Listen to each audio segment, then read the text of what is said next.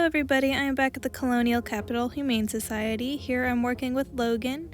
Logan is a timid girl. She has some socialization issues, so the first thing we work on is making eye contact. Every time she gives me eye contact, I'm clicking and giving her a treat.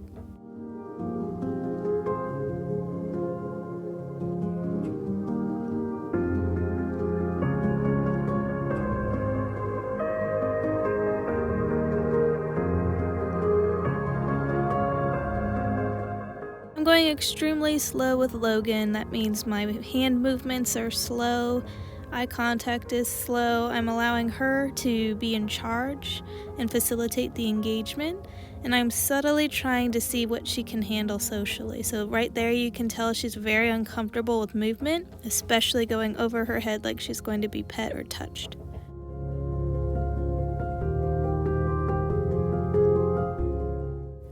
She stands up to give herself some space because she's feeling uncomfortable, and I'm going back to being very hands-off. I'm not trying to reach into her space. I'm not trying to touch her right away.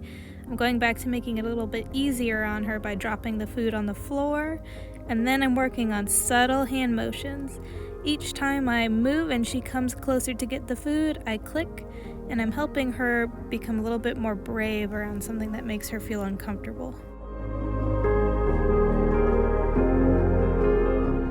This process is called desensitization, so we're trying to get her to focus on the food and become neutral to the movement. So I'm never touching her at this point.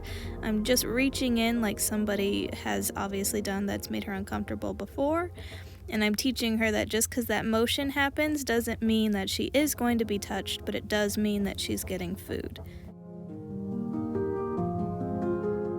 So I always start with small motions first to get her comfortable enough to take food, and as she starts to get more confident, I will extend my motions, make long, slow, sweeping curves over her head, and then slowly tighten those curves closer to her head, more like somebody coming in to pet her. So we're trying to keep her at a place where she is able to take the food. She's comfortable enough, even though she's a little bit uncomfortable, she'll still eat the food, and then slowly bringing that curve closer and closer to her head without touching her.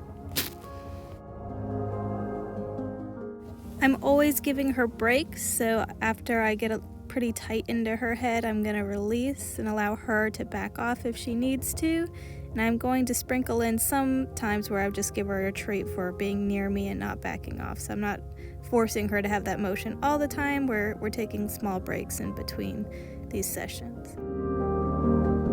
The first time I attempt to touch her at all, and I'm barely just grazing the top of her fur, is 15 minutes into our session.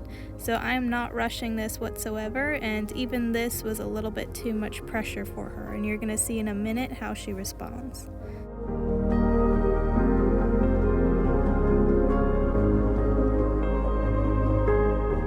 Important to understand that this reaction is completely normal, natural, and understandable. This is a very clear communication that I had done something that made her uncomfortable, and I was able to show her that I respected that and that we were able to come back and work together once again. So this is not something to worry about. This is a very healthy way that she showed me. You'll notice she doesn't really attempt to get me. She doesn't touch me with her teeth at all. She's backing off. She's not coming forward with the bite, baring her teeth to show don't come any closer. I respect her. I hold my hand up just to see what her reaction is again. Another bared teeth. Don't invade her space. She looks at the food, and we continue our game. What I do as we proceed is try to imitate the motion that seemed to make her the most uncomfortable, and that was me raising my hand up. And again, I'm just desensitizing her to it. So I'm trying to raise my hand up, click and treat, and make sure that she still feels comfortable. So in here I'm just kind of testing her, seeing if she's still in that state where she wants me to back off, but she's accepting the food and the pets. The reason that I wasn't worried about this reaction was because we are building a relationship based on trust and having clear communication systems. So we're able to get right back into what we were doing earlier with one another, making even more progress. because I did not overreact in a way that was unfair to her when she was trying to communicate her discomfort.